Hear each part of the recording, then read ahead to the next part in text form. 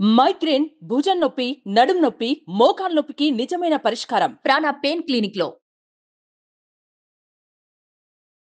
మాకు అమ్మ, నాన్న, అన్నయ్య, నేను, చెల్లి ఉండేవాళ్ళం సార్. అమ్మ నాన్నలకి నాకంటే చెల్లి కంటే కూడా అన్నయ్యనే బాగా ప్రేమగా చూసుకునేవారు సార్. ఎప్పుడైతే అన్నయ్యకి పెళ్లి జరిగిందో అమ్మ నాన్న పక్కన పెట్టేశాడు సార్. అన్నయ్య పక్కన పెట్టేశాడు. వదిన మాటలు విని అమ్మ నాన్నలు ఇంక దూరం పెట్టేసి హైదరాబాద్ వచ్చేసాడు సార్. హైదరాబాద్ వచ్చిన తర్వాత ఉన్న ఒక్క ఇల్లు ఆధారం ఆ ఇల్లు ఒకటే ఉండేది సార్. ఊర్లో ఉండేదా? అవును సార్. వదిన బలవంతం మీద నాకు అప్పులు ఉన్నాయని చెప్పి మాతో ఇంకా ఏదోలా సంతకం చేయించేసుకుని ఇల్లు అమ్మేశారు సార్. అప్పట్లో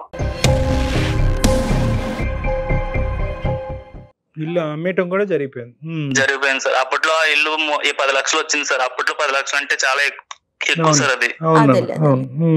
ఇప్పుడు దాని ఇల్లు వాల్యూ 3.5 కోట్లు 4 కోట్ల దగ్గరలో ఉంటుంది సార్ అది. ఇప్పుడు వదిన మాటలు విని అమ్మ నాన్న శత్రువుల్లా చూసారు సార్. అంటే మీ వయసు కూడా చిన్నది, మీకు అర్థం కాలేదేమో పరిస్థితి ఏంటి అనేది. మనకున్న ఏకైక ఆధారం వెళ్ళిపోతుంది చేతుల్లోంచి అనేది మీకు అర్థం కాలేదు. అప్పుడు అర్థం కాలేదు సార్ నాకు. అమ్మ నాన్నలు పెట్టమన్నారు కదా అని చెప్పి పెట్టేశాను సార్ నేను సంతకం. మీ వాటా మీకు వచ్చింది, అందరికి వాటాలు సమానంగా పంచుకున్నారా మురళి గారు? పెద్దోడు కదా సార్, అన్నయ్య కొద్దిగా ఎక్కువ ఇచ్చారు సార్. చెల్లికి నాకు అమ్మ నాన్నలు ఉన్నారు కదా అని చెప్పేసి నేను అప్పట్లో మనీ గురించి పెద్దగా పట్టించుకోలేదు సార్.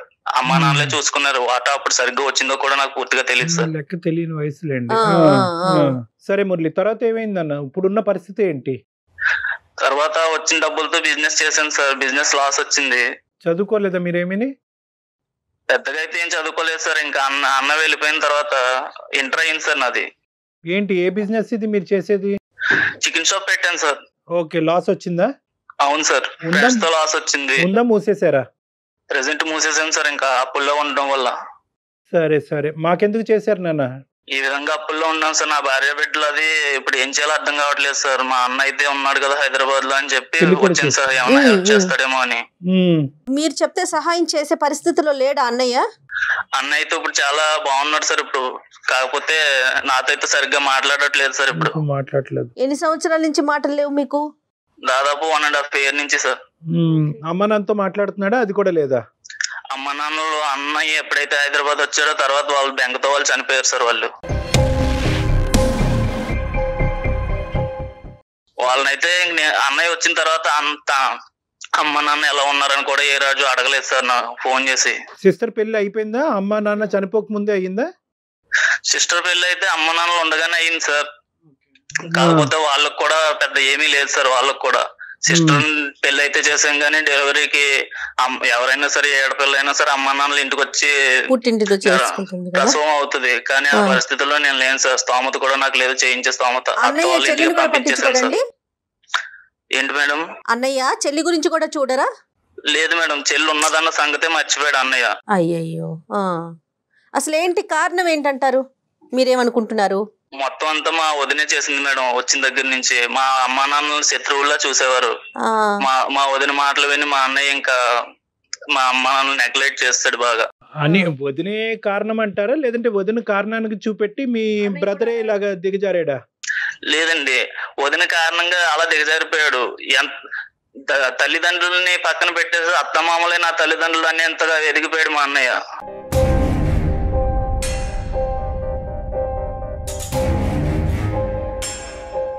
ఇప్పుడు 1.5 year బట్టి నీకు బిజినెస్ లో లాస్ రాలేదు కాబట్టి నువ్వు కూడా అన్నయ్య వరకు మాట్లాడలేదు. ఇప్పుడు బిజినెస్ లో లాస్ వచ్చిన తర్వాత మళ్ళీ అన్నయ్యతో కమ్యూనికేట్ చేయడానికి ప్రయత్నం చేస్తున్నారు. మరి అతను కూడా అనుకోవచ్చు కదా, ఇప్పుడు అమ్మ నాన్న చనిపోయిన తర్వాత నేను ఇంటికి పెద్ద డబ్బుల వరకు అయితే కనుక నా దగ్గరికి వస్తున్నాడు, లేదంటే మధ్యలో నన్ను కానీ నా భార్యను కానీ పట్టించుకోవట్లేదని మీ అన్నయ్యకి కూడా ఒక ఫీలింగ్ ఉండొచ్చేమో.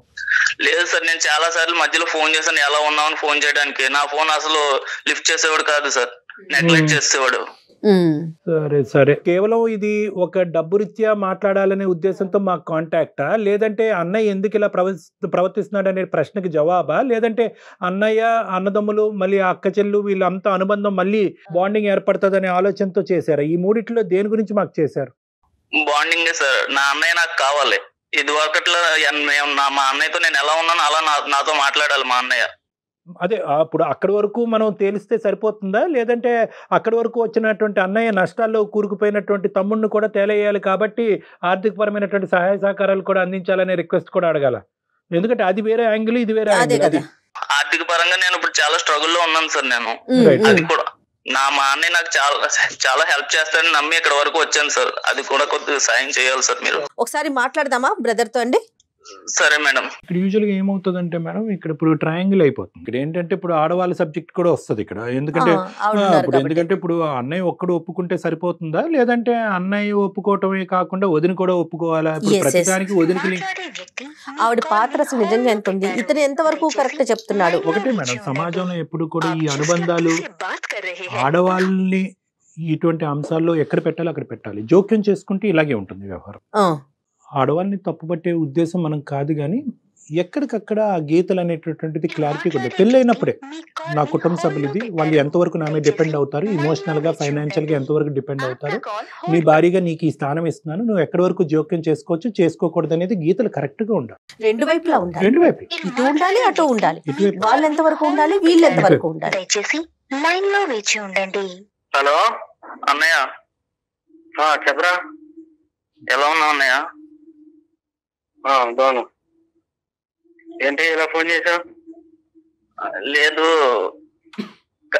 సార్ మాట్లాడతారంటే కళ్యాణ్ చక్రవర్తి గారు. ఎవర్రా సార్? కాదు సార్, అతని పేరేంటన్నా? మా అన్నయ్య పేరు రవితేజ్ అండి. నమస్తే అండి రవితేజ్ గారు. రవితేజ్ గారు సార్ నమస్తే. మీ తమ్ముడు మీకు పెద్ద షాక్ ఇచ్చినట్టున్నాడు, చెప్పబెట్టకుండా మా దగ్గర నుంచి ఫోన్ కలపటం. అది ఏం లేదు, అతను ఇప్పుడు మీ ఇద్దరి మధ్యన కమ్యూనికేషన్ పోయిందంట. అతను బాధ చెప్పుకోవటానికి కానీ అటువైపు అమ్మ నాన్న లేరు, ఎవరు లేరు. ఇప్పుడు ఆల్రెడీ ఫ్యామిలీతో పాటు ఉన్నాడంట. బిజినెస్ అనేటటువంటి దాంట్లో ఊబిలో కూరుకుపోయాడంట. సరే, ఫైనాన్షియల్ అంశం అనేది పక్కన పెడితే కనుక మోరల్ సపోర్ట్గా ఉండవలసినటువంటి మా ఏకైక దిక్కు మా అన్నయ్య ఒక్కడేనండి. అతని వరకు రీచ్ అవడానికి నాకు ఏ దారి కనిపించట్లేదు, మీరు తప్ప అని చెప్పి మాకు ఫోన్ చేసేటప్పటికి మేము ముందే చెప్పాం, అది కాదయ్యా మేము మాట్లాడటం ఏంటి మీ అన్నదమ్ముల మధ్యన, నువ్వు డైరెక్ట్గా ఇంటికి వెళ్ళు లేదంటే ఫోన్ చేయంటే అసలు అన్నయ్య నన్ను ఎంటర్టైనే చేయట్లేదండి, నా పరిస్థితి ఇలా ఉంది, నన్ను కాపాడండి సార్ అని అనుకుంటూ మాకు చేస్తే సరే అని చెప్పి మీకు కలపమని చెప్పాం. మేము సుమన్ టీవీ అందమైన జీవితం నుంచి మాట్లాడుతున్నాం అండి. నా పేరు డాక్టర్ కళ్యాణ్ చక్రవర్తి, నేను మానసిక వైద్య నిపుణుని ప్లస్ రిలేషన్షిప్ కౌన్సిలర్. సో మీకు ఓకే అంటే మీతో ఒక 2 నిమిషాలు మాట్లాడతాం మేము. రైట్. కాదు, ఇప్పుడు ఏంటి రవితేజ గారు, ఇప్పుడు ఏంటి మీ ఇద్దరి మధ్యన సమస్య? ఎందుకు మీ బ్రదర్ కి మీకు మధ్యన ఇన్ని నెలలు బట్టి మాటలు లేవు? ఫోన్ చేస్తే డబ్బులు అడుగుతాడండి. ఫోన్ చేస్తే డబ్బులు అడుగుతాడు. అవసరం ఉండి అడుగుతాడా, అవసరం లేకపోయినా అడుగుతాడా? ఏమన్నా పాడు చేస్తున్నాడా ఏంటండి, మీరేం అనుకుంటున్నారు? నాకు ఆటోలో వచ్చిన డబ్బులతో నేను ఒక బిల్డింగ్ కొనుక్కుని బిజినెస్ చేసి పొజిషన్ లో ఉన్నా. ఓకే, సంతోషం. వాడు మాత్రం ఆ డబ్బులంతా రోడ్ నంబర్ తిరిగి బొక్క పచ్చట్లో పోగొట్టుకున్నాడు.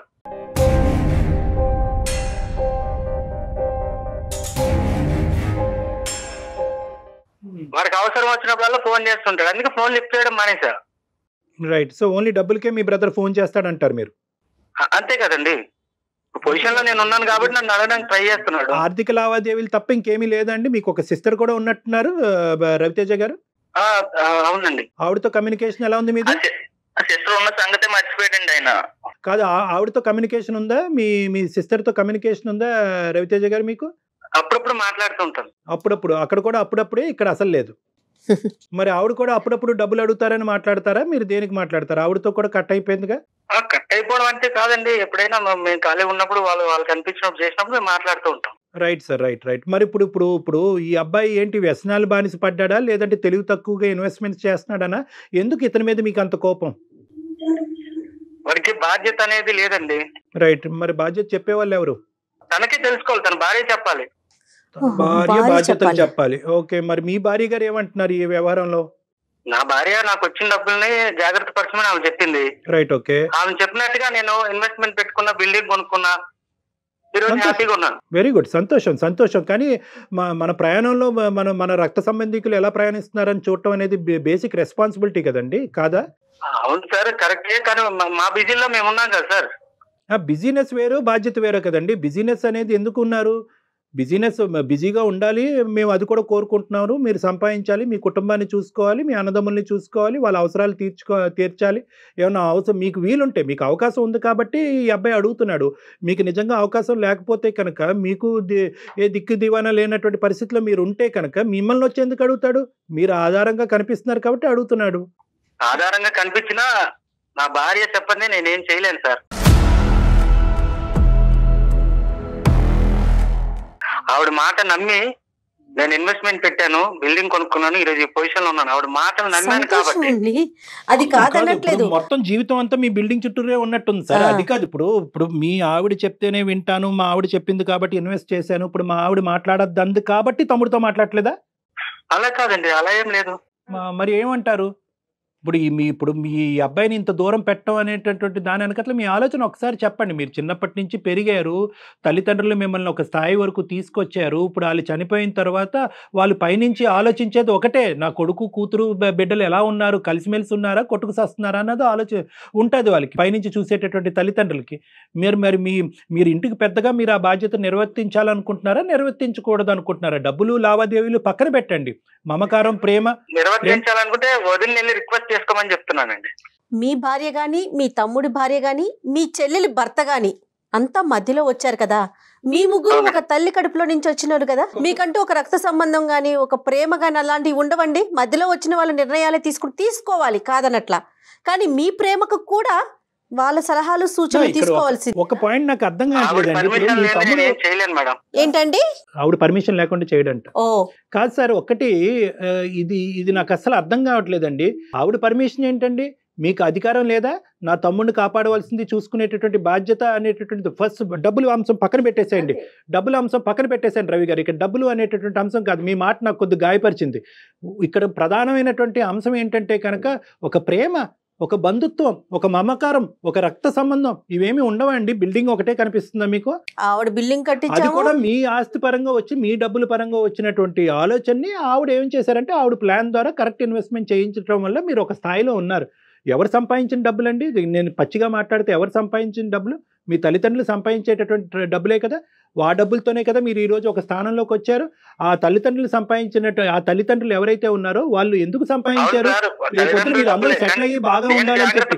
నేను డెవలప్ అయ్యాను కదా సార్, వాడి డబ్బులు వాడు పాడు చేసుకున్నాడు. ఎవరండి? తెలివితేటలు ఒకలాగా ఉండవు కదండి. అతని తలరాత ఎలా ఉంది, మీ తలరాత ఎలా ఉందండి? మన 5,000 ఒకలాగా ఉన్నాయా?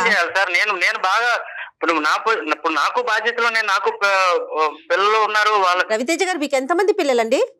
ఇద్దరండి. ఓకే, వాళ్ళిద్దరు ఎప్పటికీ కలిసి ఉండాలని కోరుకుంటారా? ఎవరి దారి వాడిదేనా? ఓన్లీ డబ్బులు అవసరం అయితేనే నువ్వు వాళ్ళు తలుపు తడతావంట, మిగతా టైంలో అసలు వాళ్ళ ఇంటికి వెళ్ళవంట, వాళ్ళ వదిలికి గౌరవం ఇవ్వంట. ఇప్పుడు సంవత్సరం తర్వాత ఫోన్ చేశాడు, అన్నయ్య బాగున్నా, పిల్లలు బాగున్నారా, వదిలి బాగుందని మాట్లాడేది లేదు, అడిగేది లేదండి. డబ్బులు కావాలి కాబట్టి ఫోన్ చేశాడు. ఏ మురళి, దీనికి నీ సమాధానం ఏంటి మురళి? లేదు సార్, నేను ఫోన్ చేసిన ప్రతిసారి కాల్ లిఫ్ట్ చేయడు సార్, అసలు ఫోన్ ఎత్తాడు. సర్లే, ఎలా మాట్లాడతాను సార్ నేను? ఫోన్ చేసిన ప్రతిసారి డబ్బుల కోసం అనుకుని ఫోన్ కట్ చేసేస్తాడు. లేదన్నయ్య, పని లేకుండా ఎవరున్నారు, అందరూ పని చేసుకుంటున్నారు, 2 నిమిషాలు ఫోన్ మాట్లాడలేవన్నయ్య నువ్వు. మా బిజీలో మేము ఉంటాం రా, ఫోన్ ఎదురు చూస్తుంటామా? 2 నిమిషాలు డబ్బులు అంటే డబ్బులు చెట్లు కాస్తున్నాయా? డబ్బులు చెట్లు కాస్తున్నాయి నేను అనలేదన్నయ్య. మరి కొద్దిగా సాయం చేయి, నేను బాగా నష్టాల్లో ఉన్నాను. సాయం చేయాలంటే వదిన దగ్గరికి వెళ్ళి రిక్వెస్ట్ చేసుకో. వదిన అడగాల్సిన పని నాకే, నేను ఏమన్నా అడగాలనుకుంటే నిన్ను అడుగుతా. వదిన అడగడానికి నామోసియా? తల్లి లాంటిది కదా. నీకేమైంది? ఈ రోజు మన తల్లిదండ్రులు నాతో లేరంటే దానికి కారణం ఎవరు? వదిన వచ్చి ఈ కుటుంబాన్ని విడగొట్టడం వల్లే కదా. చనిపోయారు. కొంచెం ఎక్కువ మాట్లాడుతున్నారా?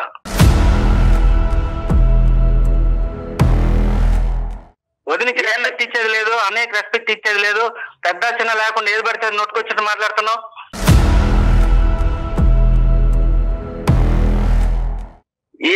డబ్బులు సహాయం కోరినప్పుడు రిక్వెస్ట్ నిజమైతే నువ్వు అదార్తిగా వచ్చి మా మీద కూర్చుని ఇస్తావా చేస్తావా అన్నట్టు డిమాండ్ పెడతావేంటి?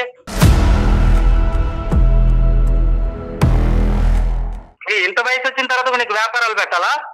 లేలే, ఒక్క నిమిషం. మన డబ్బులు అనే సబ్జెక్ట్ మాట్లాడుకునే ముందు ఏమండి, ఇది ప్రధానంగా ఏంటంటే కుటుంబ రీత్యా ఏర్పడేటటువంటి మానసిక పరమైనటువంటి సమస్యలకు సంబంధించింది, లీగల్ మ్యాటర్స్ కానీ డబ్బులు సంబంధించినటువంటి. ఓకే, సహాయం చేయాలి అనే ఉద్దేశం ఉంటే కనుక మీరు సహాయం చేయొచ్చు రవి గారు, కాదు కూడదు అంటే కనుక లేదు. అంతేగాని వదిన అడిగితే చేస్తుంది, వదిన చెప్తే చేస్తుంది అనేటటువంటి అంశం ఇక్కడ అసలు బాగాలేదు. అది నెంబర్ 1. నెంబర్ 2, నేను ఇంకా కంప్లీట్ అవ్వలేదు. మాట విన్నాను కాబట్టి నేను బాగుపడ్డానని నమ్మకంతో నేను చెప్తున్నాను సార్. భార్య మాటలు విని బాగుపడ్డ వాళ్ళు ఉన్నారు కానీ చెడిపోయిన వాళ్ళు ఎవరైనా ఉన్నారా చెప్పండి. మాట విన్నాను కాబట్టి నేను ఈ పొజిషన్ లో ఉన్నానని చెప్తున్నా. ఒకే ఒక పాయింట్, మీ భార్య గురించి మేము ఇక్కడ మాట్లాడే హక్కు మాకు లేదు. ఆవిడ హెల్ప్ చేస్తే కనుక మీరు ఈ స్థాయిలో ఉన్నారు అనేటటువంటిది పచ్చి నిజం. దానికి మీరెంత ఆనందిస్తున్నారో మేము అంతే ఆనందిస్తున్నాం. దాంట్లో ఎటువంటి తప్పుదేం లేదు. కానీ ఏంటంటే మీరొక్కలే బాగుపడాలి, మీరొక్కలే పైకి రావాలి, మీ కుటుంబాన్ని నిలదొక్కోవాలి అనేటటువంటిది స్వార్థం. బహుశా మీ భార్య ఆ ఉద్దేశంతో అయితే మాత్రం మిమ్మల్ని ఈ పరిస్థితి వరకు తీసుకొచ్చి ఉండదు. ఆవిడతో మనం మాట్లాడలేదు. ఆవిడ ఒపీనియన్ గురించి ఇక్కడ అభిప్రాయ భేదాలు వద్దు. ఇక్కడ నేను మురళీకి ఏమని చెప్తున్నానంటే, నువ్వు తొందరపడి ఇలాంటి పదాలు వాడటం వల్ల దానిలో మమ్మల్ని భాగస్వామ్యం చేసి మీడియేషన్ చేయండి, నాకు హెల్ప్ చేయండి అంటే మేము చేయలేం. వదిని విడగొట్టింది, ఎందుకయ్యాయి పెద్ద పెద్ద మాటలు? వదిన వల్ల అమ్మా నాన్న చనిపోయారు, ఎందుకయ్యాయి పెద్ద పెద్ద మాటలు? వదిన లేకపోతే కనుక మన ఇద్దరం కలిసి ఉండేవాళ్ళము, ఎందుకయ్యాయి పెద్ద పెద్ద మాటలు? సో ఇక్కడ కూడా నిన్ను కూడా నువ్వు నియంత్రించుకోవాల్సినటువంటి అవసరం ఉంది. ఆవిడతో మనం మాట్లాడకుండా, ఆవిడెవడో చూడకుండా ఆవిడని రాక్షస కింద ఇక్కడ చిత్రీకరించడం అనేటటువంటిది ఒక పబ్లిక్ వేదిక మీద కరెక్ట్ కాదు. ఆవిడ ఖచ్చితంగా ఆ కుటుంబానికి హెల్ప్ చేసింది. మంది ఒకే యాంగిల్. ఎప్పుడు వేరు చేసి నా భార్యను దూరం పెట్టి కుటుంబం నుంచి వేరు చేసే మాట్లాడతారు. ఆమె ఒక బూచిలాగా ఆమె మొత్తం చేసింది అన్నట్టు. తెలియక మాట్లాడుతున్నాను, అందుకే సరిదిద్దే ప్రయత్నం చేస్తున్నాను. లేదన్నయ్య, ఎప్పుడైనా సరే మన అమ్మా నాన్నలు వదిన ఎప్పుడు శత్రువులాగా ఎదురు పడితే పక్కకు వెళ్ళిపోయేవారు అన్నయ్య. నువ్వు ఎప్పుడు చూసుంటూ వదిన మాటలే నమ్ముతావు. నువ్వు అమ్మ నాన్నలు ఎప్పుడన్నా పట్టించుకున్నావు పెళ్లి అయిన తర్వాత? మళ్ళీ అట్లీస్ట్ వాళ్ళు ఏం చెప్తున్నారో అది విన్నావా ఏ రోజు అన్నాను? మురళి ఇక్కడ ఒక్క ఇంపార్టెంట్ పాయింట్ చెప్తాను. ఈ రోజు మీ అమ్మ నాన్నగారు ఇక్కడ ప్రత్యక్షంగా లేరు. ఓకే, ఇక్కడ వాళ్ళు ఏ ఒపీనియన్ తో ఉండేవారో, వదిన ఏ అభిప్రాయం ఉందో, వాళ్ళిద్దరి మధ్య ఏ భేదాభిప్రాయాలు అనేటటువంటిది అంతా కూడా గతం గత. ఈ రోజు దాని గురించి మాట్లాడుకోవద్దు. అక్కడ అమ్మ నాన్న తప్పు ఉండొచ్చు, వదిన తప్పు ఉండొచ్చు, ఇద్దరిది తప్పు లేకుండా ఉండొచ్చు, అదంతా పక్కన పెట్టండి. ఈ రోజు ప్రత్యక్షంగా ఏంటంటే అన్నదమ్ముల మధ్యన ఉండే అనుబంధాన్ని వదిన మధ్యలో దూరి విడదీస్తుందా అనేటటువంటి సబ్జెక్ట్ గురించి మనం మాట్లాడుకుంటున్నాం. అది కానప్పుడు దానికి నీకు నిదర్శన ఆధారం లేనప్పుడు మీ వదిన్ని ఇంకో విధంగా చిత్రీకరించి పెయింట్ చేసి చూపెట్టడం అన్నది కరెక్ట్ కాదు. మీ అన్నయ్య ఏమంటున్నాడు? నన్ను ఎంత గౌరవిస్తున్నావో అంతే గౌరవం వదినకి ఇవ్వండి, వదిన తల్లి లాంటిదని అంటున్నావు. తప్పే ఉంది ఆ మాటలో? ఎన్నిసార్లు నువ్వు మీ అన్నయ్యకి ఫోన్ చేస్తే మీ అన్నయ్య కట్ చేసాడని అంటున్నావు. ఎన్నిసార్లు నువ్వు వదినకి ఎందుకు ఫోన్ చేయలేదు? మీ వదినకి ఫోన్ చేయొచ్చుగా, తల్లేగా. నువ్వు ఎందుకు మీకు తెలియకుండానే మీ వదిన మీద ఒక గ్రడ్జ్ పెంచుకున్నావు నువ్వు? లేదు సార్, ఇప్పటి వరకు మా వదిన అసలు నన్ను చూడదు సార్. అసలు వదిన అంటే తల్లితో సమానం అంటారు. ఈ రోజు కూడా నన్ను కొడుకులా చూడలేదు సార్ తను. నువ్వు వెళ్ళి ఎప్పుడైనా అడిగావా, సాయం అడిగావా? నీ భార్య ఇప్పుడు మురళిని చాలా ఇదిగా చూసేది, మీ తమ్ముడిని అసలు ఇదిగా పట్టించుకునేది కాదు అనే విధంగా ఏమైంది ఏంటి అనేది మీరు నమ్మరు. నేను నమ్మను. వాడు అలా చెప్తా ఉంటాడు. పరాయి వాళ్ళు అయిపోయారు మేడం. వాళ్ళ అత్తమామలే వాళ్ళకి తల్లిదండ్రులు అయిపోయారు తర్వాత. అవన్నీ మాట్లాడకూడదు మురళి. నీ అదుపులో నువ్వు మాట్లాడితే సమస్యకు పరిష్కారం వస్తుంది, లేదంటే సమస్య జటిలం అవుతుంది. దయచేసి అర్థం చేసుకొని, నీకు అంత అనుభవం లేదు, అంత వయసు లేదు. రోడ్డు మీద ఒక్క పట్టిలా తిరిగి నీకున్న డబ్బుల్ని పోగొట్టుకుని ఏదో బిజినెస్ చేసి నువ్వేమో కంగారు చేసుకుని ఈ రోజు నా మీదకి వస్తే నేనేం చేయాలి? నేనేం చేయలేను. నేను తనే ఇల్లు అడగమంటున్నాను వాడిని. తెలియనప్పుడు ఆ ఇల్లు అయితే అమ్మేశారన్న. ఆ ఇల్లు కానీ ఇప్పుడు ఉంటే నా పరిస్థితి బాగుందన్న. నీ అంత కాకపోయినా సరే వాడిని. సార్ ఒక మాట, ఇప్పుడు ఒకవేళ వీడికి డబ్బులు ఇచ్చినా, ఇన్వెస్ట్మెంట్ పెట్టినా, వ్యాపారం పెట్టినా గతంలో లాగా పోగొట్టుకోకుండా ఉంటాడని గ్యారంటీ ఏమైనా ఉందా? గ్యారంటీ లేదు. కాబట్టే ఆ తల్లిదండ్రులని గీత గీసేటటువంటి గీత, ఆ కోచింగ్ ఏదైనా చేయాలి అంటే అన్నయ్యగా మీరు బాధ్యత ఉపయోగించండి. సార్ వీడి మీద ఎప్పుడు ఇంటికి పెద్ద కొడుకు అంటావు, ఇంటి కోసం నువ్వు ఏమైనా చేసేవన్నయ్యా? అది ఒకటి చెప్పు. ఈ రోజైనా పెద్ద కొడుకు అంటావు కదా, ఎప్పుడు నువ్వు ఇంటి కోసం ఏమైనా చేసేవా? ఇప్పుడు తమ్ముడు ఉన్నా, నువ్వు చూసుకుంటున్నావనే ధైర్యంతో మేము ఇక్కడ మా బీజీలో మేము ఉన్నాం, మా వర్క్ లో. చూడండి నువ్వేం చేసావు. చూడండి సార్, ఏదైనా అంటే ఇవి ఇలాగా దాటేస్తూ ఉంటారు ప్రతిదీ. కాదు ఒకటి మురళి నాన్న చిన్నోడివి నువ్వు. నేను ఒక మాట చెప్తున్నాను. డబ్బులు అనేటటువంటి అంశం కాకుండా అన్న ఇలా బిజినెస్ పెడదాం అనుకుంటున్నాను, నీకు వచ్చినటువంటి ఆస్తులో ఉండేటటువంటి భాగాన్ని నువ్వు ఈ విధంగా వాడుకుని సక్సెస్ఫుల్ అయ్యావు. ఒకప్పుడు నేను ఏ విధంగా చేస్తే బాగుంటుంది అనేటటువంటి టెక్నికల్ అడ్వైస్, ఇన్వెస్ట్మెంట్ పరమైనటువంటి అడ్వైస్ మీరు తీసుకోవాల్సినటువంటి, ఇప్పుడు తీసుకోవటం కాదు మేడం, తీసుకోవాల్సినటువంటి బాధ్యత అనేది చాలా మీ నెత్తి మీద కూడా ఉంది. ఇక్కడ ఇప్పుడు ఎలా ఉంది అంటే కనుక సబ్జెక్టు, నా అన్నయ్య అనేటటువంటి వాడు ఎప్పుడు గుర్తు వస్తుంది, అన్నయ్య పెద్దరికం అనేది ఎప్పుడు గుర్తు వస్తుంది అంటే డబ్బులు అవసరమైనప్పుడు, బిజినెస్లో కూరుకుపోయినప్పుడే గుర్తు వస్తుంది అనే భావం మీ అన్నయ్య వ్యక్తపరుస్తున్నాడు. ఆ భావం ఎక్కడి నుంచి వచ్చింది? మీ అన్నయ్య ఊహించుకుంటున్నాడా? ఊహించుకోవట్లేదు. అతను మీరేంటంటే పెద్దరికం అనుకుంటూ ఆ పెద్దరికానికి ఎటువంటి గౌరవం ఇచ్చారు? అతని భార్యని నిలదీశారు, ఆ భార్య మీద అనవసరమైనటువంటి అబండాలు వేశారు, కుటుంబాన్ని విడదీసింది, తల్లిదండ్రుల్ని చంపేసింది అనేటటువంటి మాటలు మాట్లాడుతూ ఈ రోజు ఏ విధంగా అతను ఈ సిచ్యువేషన్ ని రెక్టిఫై చేయగలడు? అన్న కావాలి కానీ వదిన వద్దంటున్నారు మీరు. ఇక్కడ ముఖ్యంగా ఏంటంటే వదిన ద్వారా రాయబారం చేయాలా అన్నయ్య దగ్గరికి వెళ్ళటానికి? వదిన అడిగితే అన్నయ్య డబ్బులు ఇస్తాడా? వదిన అడిగితే కనుక అన్నయ్య వచ్చి నాకు ప్రేమ పంచిస్తాడా అనేటటువంటి అంశాలను నేను ఖండిస్తున్నాను. అది కూడా కరెక్ట్ కాదు. కానీ ఇక్కడ ఏంటంటే ఆవిడ మనసు కూడా ఒక ఆడదానిగా ఆవిడ మనసు కూడా ఎక్కడో గాయపడింది.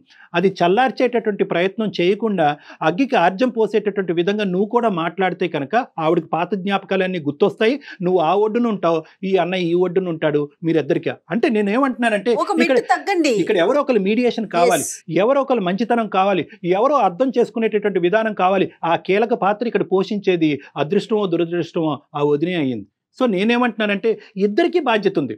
ఇప్పుడు నాకు కావాల్సింది ఏంటంటే రవితేజ గారు ఒక్క చిన్న మాట చెప్తాను. మీరు నాకు చెడ్డగా అనిపించట్లేదు, ఆ అబ్బాయి నాకు చెడ్డగా అనిపించట్లేదు.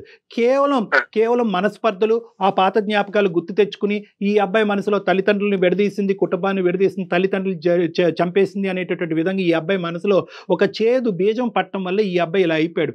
సో నేను అనేది ఏంటంటే మీరు ఫస్ట్ ఆఫ్ ఆల్ ఒక పెద్దరికం తీసుకుని మీ భార్యకి సముదాయించి ఆవిడికి నచ్చజెప్పి ఈ అబ్బాయితో ఫస్ట్ వీళ్ళిద్దరిని మాట్లాడించుకోండి. మీరే అంటున్నారు కదా తల్లి బిడ్డలు లాంటి వాళ్ళు వీళ్ళిద్దరు అని చెప్పి, మీరే అంటున్నారు. ఆ సందర్భాన్ని మీరే కల్పించండి. ఏమే ఆడేదో తెలియక మాట్లాడుతున్నాడు. డబ్బు అనే అంశం పక్కన పెట్టేయండి. ఇస్తే ఇవ్వండి, బాగుపడతాడు, లేదంటే లేదు, అది పక్కన పెట్టండి. మానవ సంబంధాలండి. మానవ సంబంధాలు అనేటటువంటిది వ్యాపారం కాదు. బహుశా మీరేంటంటే ప్రతి అంశంలో డబ్బు, బిజినెస్, నష్టం, కష్టం అనేటటువంటి ఈ అంశాలు మాట్లాడటం వల్ల మీ ఇద్దరి యొక్క సంబంధం కాస్త బిజినెస్ సంబంధం అయిపోయి అతను అన్న నాకు కడుపు నొప్పి వస్తుంది, తలనొప్పి వస్తుంది అని చెప్పుకోవడానికి కూడా దిక్కులేనటువంటి పరిస్థితి అయిపోయింది ఈరోజు.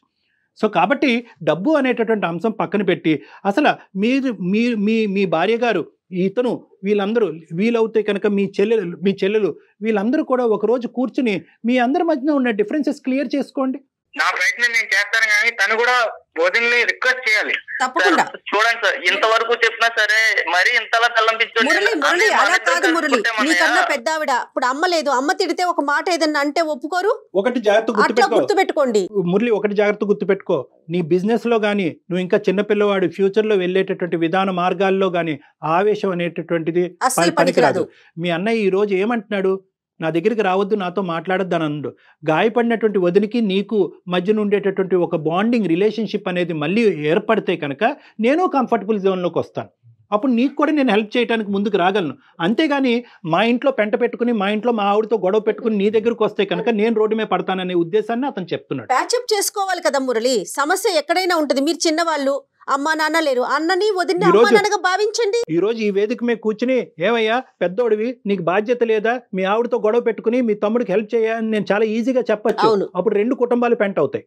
నీ జీవితం పాడైంది, బిజినెస్ పరంగా అతని జీవితం కూడా పాడవుతుంది. అది కరెక్ట్ కాదు. ఈ రోజు నేనేమంటున్నానంటే ఎక్కడ గౌరవం ఇవ్వాలో అక్కడ గౌరవం ఇవ్వండి. అతను చేసేటటువంటి ప్రయత్నం అతను చేస్తాడు, మీ బ్రదరు. అదే విధంగా ఏంటంటే వదిన ఈజ్ ఈక్వల్ టు తల్లి అనేటటువంటి పాత జ్ఞాపకాలన్నీ తీసేసి ఆవిడకి ఇవ్వాల్సినటువంటి గౌరవం మీరు ఇవ్వండి. మొత్తం అంతా సద్దుమనం అవ్వకపోతే నన్ను వచ్చి అడగండి. మురళి వింటున్నారా? ఒక మెట్టు తగ్గాల్సిన అవసరం ఇప్పుడు మీ దగ్గరే ఉందండి. సార్ వాళ్ళు వదిన్ని రిక్వెస్ట్ చేయలేనుడు రేపు పొద్దున డబ్బులు ఇచ్చి నమ్మకంగా జాగ్రత్తగా మళ్ళీ వ్యాపారం చేసుకుని మళ్ళీ బాగుపడతాడు నమ్మకం నేను చూడలేదు మేడం. అడగొచ్చు, ఓకే, భార్యకి ఇవ్వాల్సిన స్థానం భార్యకి ఇవ్వచ్చు, ఓకే. ఏదైనా సరే ఇంకా వదిన దగ్గరికే వెళ్ళాలంటే ఎలా మేడం? వదిన దగ్గరికి వెళ్ళమంటలేదు నాన్న, నువ్వు కన్ఫ్యూజ్ అవ్వద్దు. అతను ఏమంటున్నాడంటే అందరూ కలిసి ప్రయాణం చేయాలంటే అందరూ కలిసి ప్రయాణం చేద్దాం. కేవలం నాతో ఒక బంధుత్వం పెట్టుకుని వదిన్ని మళ్ళీ దూరం పెడతారు. ఆల్రెడీ ఇంతకు ముందు అయినటువంటి గొడవల వల్ల లెటెస్ట్ ట్రావెల్ టుగెదర్. నన్ను ఎంత బాగా అయితే నువ్వు కావాలి అని అనుకుంటున్నావు, ఈ కుటుంబంలో నీ వదిన కూడా ఒక భాగమే, ఆవిడ కూడా మనం రప్పించుకుందాం అనేటటువంటి విధంగా అతను చెప్తున్నాడు. రవితేజ, ఒకటి నాన్న, ఆ అబ్బాయి చిన్నపిల్లోడు, అనుభవాలు తక్కువ ఉన్నాయి. నీ బిజినెస్ పరంగా నష్టాలు రావటం వల్ల డిప్రెషన్లోకి వెళ్ళాడు. కాబట్టి ఎంత కాదనుకున్నా ఇంటికి పెద్దవాడిగా నీ భుజం మీద చాలా బాధ్యత అయితే ఉంది. అది సొంత అన్నదమ్ముల్ని మీరు చూసుకోకపోతే ఇంకెవరు చూసుకుంటారండి? మన అన్నదమ్ముల్ని, మన అక్క చెల్లెల్ని మనం కదా చూసుకోవాలి. ఓకేనా? మీరిద్దరు మాట్లాడుకోండి, ఫస్ట్ ఇద్దరు మాట్లాడుకోండి. ఇలా ఫోన్లో కాదు, డైరెక్ట్గా కలవండి. మీ భార్యను కల్పించే ముందు ఫస్ట్ మీరిద్దరు ఎక్కడన్నా ఫస్ట్ కలిసి మీ ఇద్దరి మధ్యన ఉన్న డిఫరెన్సెస్ ఫస్ట్ క్లియర్ చేసుకున్న తర్వాత దయచేసి ఆవిడకి కూడా ఒక 2 మాటలు చెప్పి ఈ అబ్బాయిని మీ ఇంటికి తీసుకెళ్ళి అందరు కూర్చుని మాట్లాడుకోవటానికి ఒక ప్రయత్నం చేయండి. కూర్చుని మాట్లాడుకుంటే ఖచ్చితంగా రిజాల్వ్ అయ్యే సమస్య ఇది. ఓకేనా? Okay sir. మురళి గారు మీరు కూడా అయిపోయినవి వదిలేసేయండి, జరిగిపోయినాయి, ఇంకా ఏం చేయాలి, ఎలా మాట్లాడితే అన్నయ్య వదిన మీరు మీ చెల్లి అందరూ కలిసి ఉంటారు, అటువైపుగా ఆలోచించండి. సరే మేడం. ఓకే Right ఆల్ ఆ? The best, take care. Thank you Murali, thank you అండి. All the best. Thank you madam. హ్యాపీగా ఉండండి, Right. అందరూ సంతోషంగా ఉండండి. రైట్ సార్, చాలా సంతోషంగా అనిపించింది అండి. అంటే ఇద్దరు ఒకే ఆలోచనలోకి వచ్చారు, వెంటనే మారిపోతారా అనేది మనం చెప్పలేం, కానీ అట్లీస్ట్ ఆలోచిస్తే చాలు కదా కళ్యాణ్ గారు. మానవ సంబంధాలు ఎంత అవసరం అండి, ఈ క్షణమే మనది కదా, అవును మేడం, మనందరికీ తెలిసిన విషయం. కరెక్ట్. థ్యాంక్ యూ అండి, నమస్తే. సుమన్ టీవీలో మీ పర్సనల్ అండ్ బిజినెస్ ప్రమోషన్స్ కోసం కింది నెంబర్కి కాంటాక్ట్ చేయండి.